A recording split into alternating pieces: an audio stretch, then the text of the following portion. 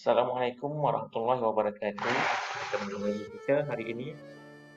Hari ini kita akan lihat tajuk dalam bab 4, iaitu tajuk yang penting. Dan untuk makluman pelajar, bab 4 tingkatan 5 ini antara tajuk yang popular dan sering disoal dalam SPM. Okey, mari kita lihat satu persatu. Untuk hari ini, kita akan lihat pembinaan negara dan bangsa Malaysia, iaitu tajuk bagi bab 4 ni. Kita fokus kepada Malayan Union.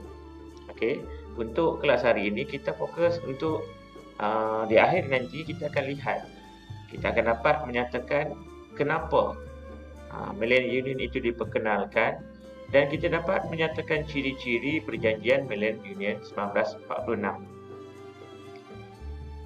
Okay, sebelum kita lihat dengan lebih mendalam, kita lihat dahulu bagaimana Malayan Union ini telah dibentuk.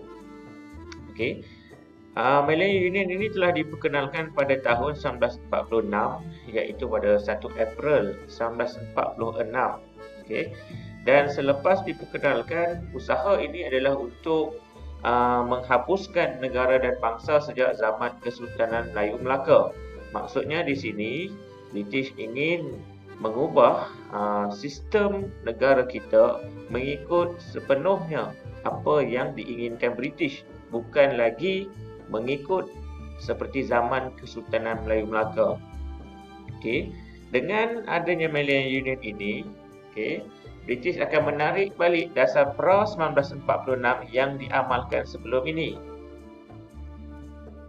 Kemudian penubuhan ini dirancang sejak pendudukan Jepun oleh pejabat tanah jajahan dan pejabat luar British.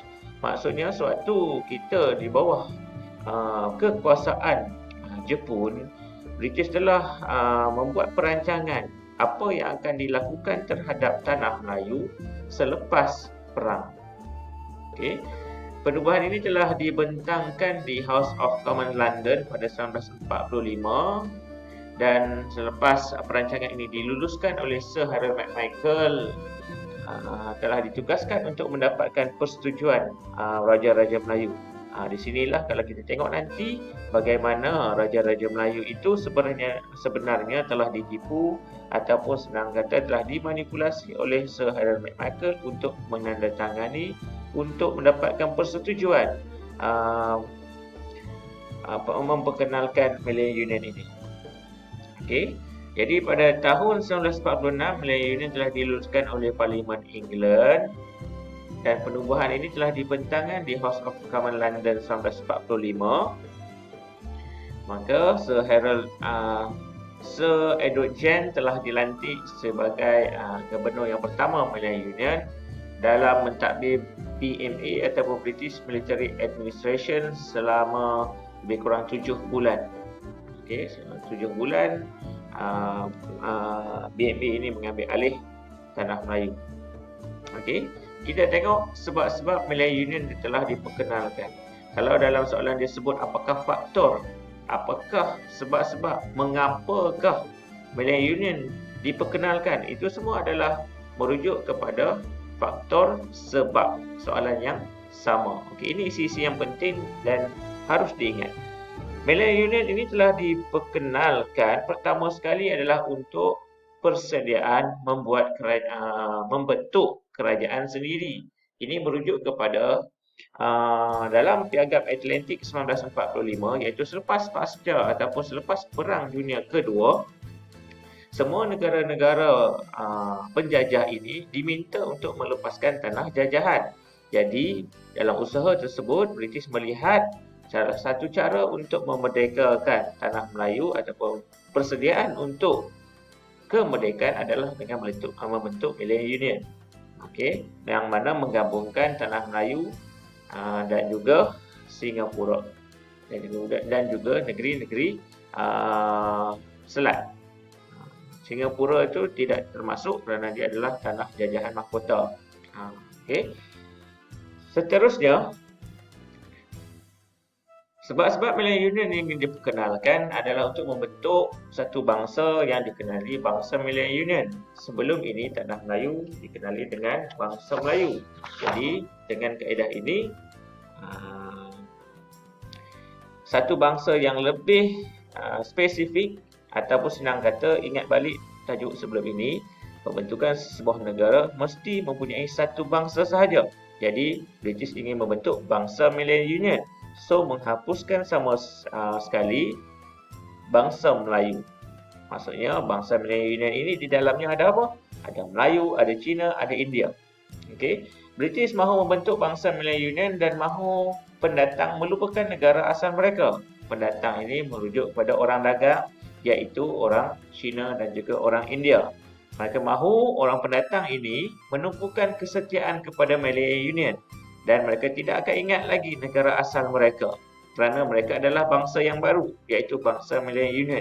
Maksudnya, dalam usaha Malay Union ini, apabila Malay Union ini telah dibentuk, maka tidak ada lagi bangsa Melayu, bangsa Cina, bangsa India. Tak ada. Yang ada hanya bangsa Malayan Union.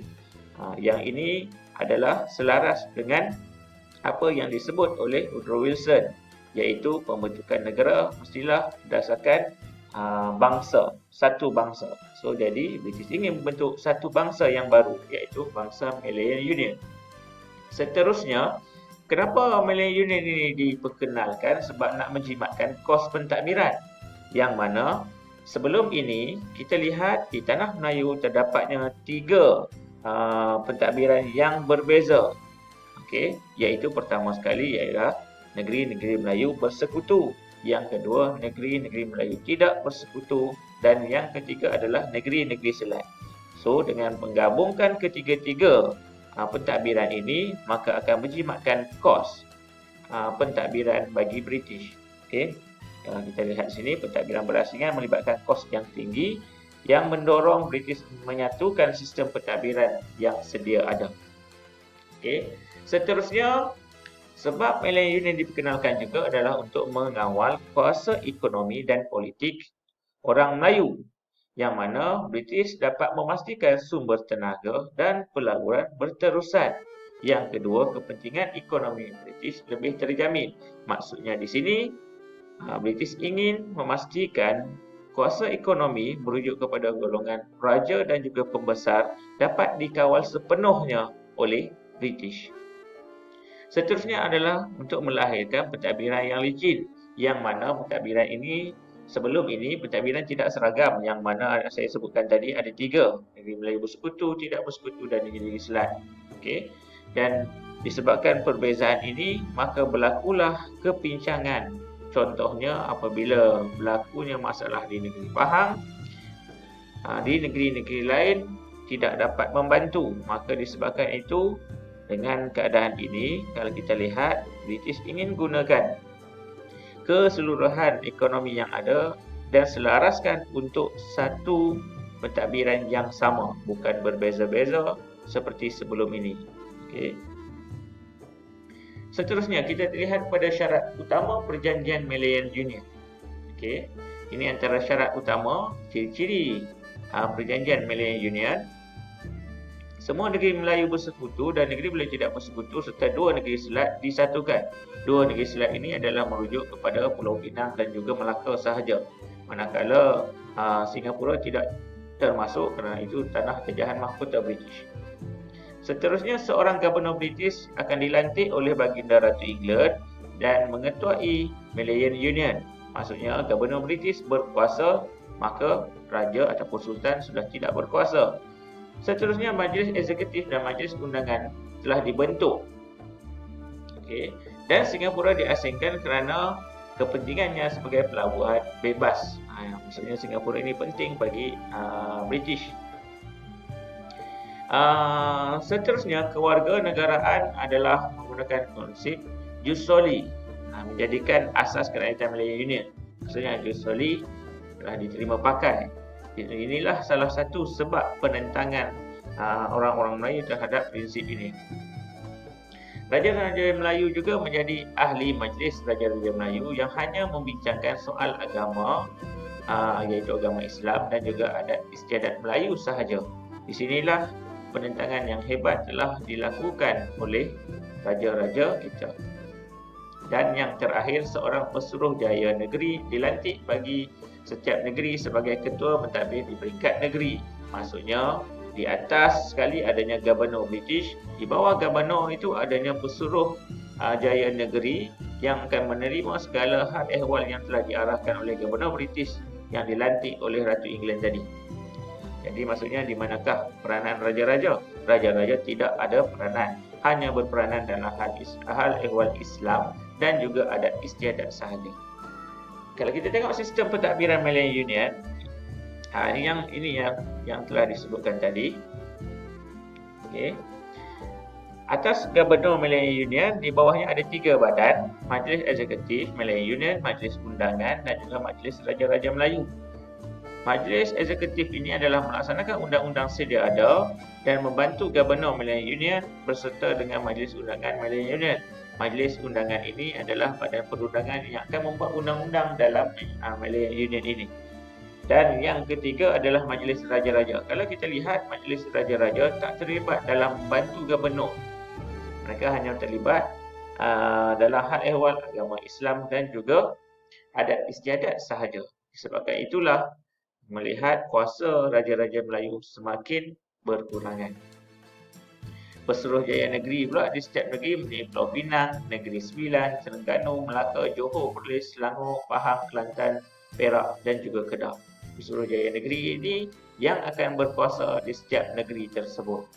Kalau kita lihat di sini, inilah sebab kenapa Malayan Union ditentang oleh orang Melayu, kerana semua kuasa yang sebelum ini ada di terhadap Raja-Raja Melayu dan juga orang Melayu telah diambil alih oleh British.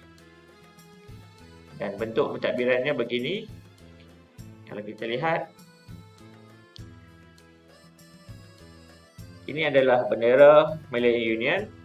Ada 2 negeri-negeri selat, iaitu negeri Pulau Pinang dan juga Melaka, bersama dengan 4 negeri-negeri Melayu bersekutu, Selangor, Negeri Sembilan, Perak dan juga Pahang, serta 5 negeri-negeri Melayu tidak bersekutu.